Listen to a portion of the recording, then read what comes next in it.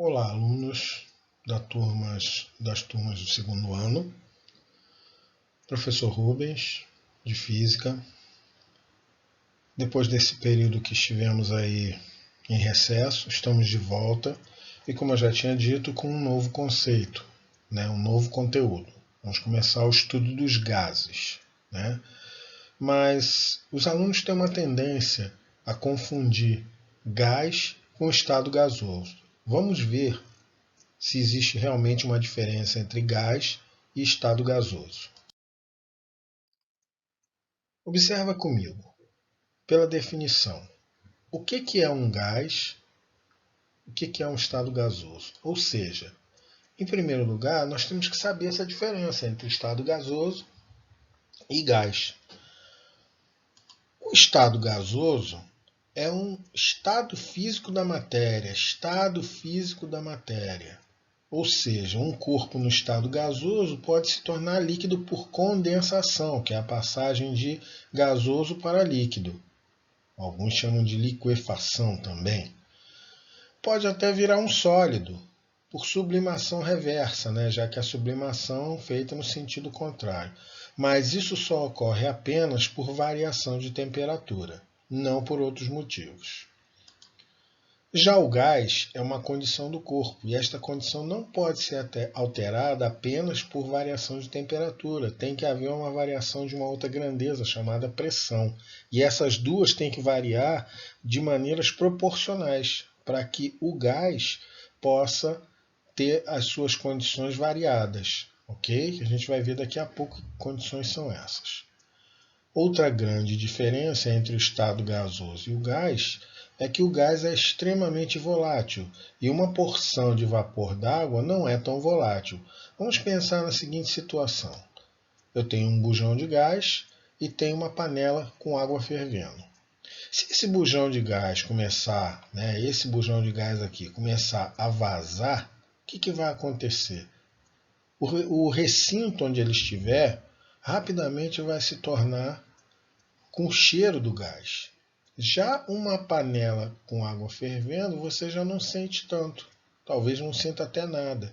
Então, isso é a grande diferença de volaticidade. Quer dizer, o gás ele se expande com muito mais facilidade. Já o vapor de água, não. Até porque ele também se perde na atmosfera, no ambiente.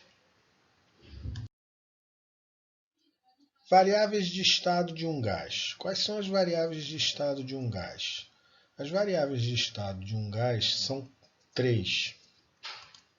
A pressão. O que é a pressão? É a força que as moléculas do gás fazem nas paredes do recipiente que o contém. E essa pressão é medida em atmosfera, simbolizada por ATM. Volume. O que é o volume? É o espaço que o gás ocupa no recipiente que o contém. E é medido em litros. O L é o símbolo. Temperatura, que é o grau de agitação das moléculas que compõem o gás. Como eu não posso medir a temperatura em graus Celsius, eu vou medir em Kelvin. O Kelvin é que vai ser a minha unidade para medir a temperatura do gás. Vamos lembrar lá da termometria, a transformação, quando for necessário. Os símbolos usados são para pressão o P minúsculo, para volume o V maiúsculo e para temperatura o T maiúsculo. Agora, se essas variáveis de estado sofrerem transformações iguais, nós vamos ter 3 tipos de transformações existentes. Uma relativa à pressão, outra relativa à temperatura e outra relativa ao volume. Vamos ver cada uma delas. As transformações gasosas. Transformação isobárica. Quando é que ela ocorre? Ocorre com pressão constante.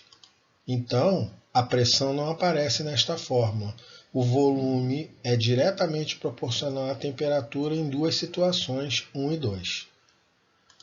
A transformação isotérmica, quando é que ela ocorre? Ocorre com temperatura constante. E vê que a temperatura não vai aparecer, então o volume é inversamente proporcional à pressão, ou a pressão é inversamente proporcional ao volume e vice-versa. Nas duas situações, 1 e 2. E a transformação isométrica ou isocórica, em alguns lugares você pode encontrar também como isovolumétrica. É aquela que ocorre a volume constante. Então, ali está escrito pressão, mas é volume, tá? É volume constante. E aí eu vou ter P1 sobre T1 igual a P2 sobre T2. Quer dizer, a pressão é diretamente proporcional à temperatura nas duas situações 1 e 2. Com isso, a gente pode definir a lei geral dos gases. Quer dizer, se o gás não sofre nenhuma das transformações que a gente viu anteriormente, então provavelmente a gente está dentro da lei geral dos gases ideais. Mas o que é um gás ideal? Um gás é dito ideal quando ele se encontra nas CNTP, condições normais de temperatura e pressão. Já vou mostrar o que é isso.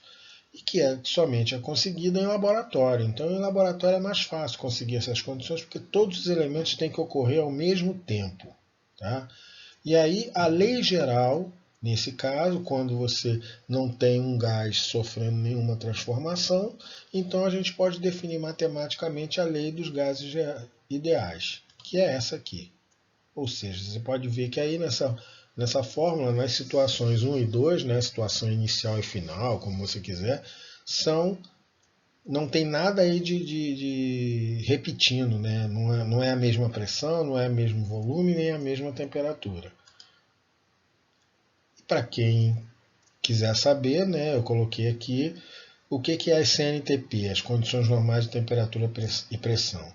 É uma pressão de uma atmosfera, uma temperatura de 273 Kelvin, ou seja, 0 graus Celsius, e um volume de 22,4 litros. Essas três condições têm que estar rigorosamente respeitadas para que nós termos a CNTP. Esse foi o início, tá? A gente vai ver exemplos na próxima aula. Vejam esse vídeo quantas vezes for necessário, tá? Não deixe de vê-lo várias vezes para que você possa fixar a matéria. Bons estudos e se cuidem.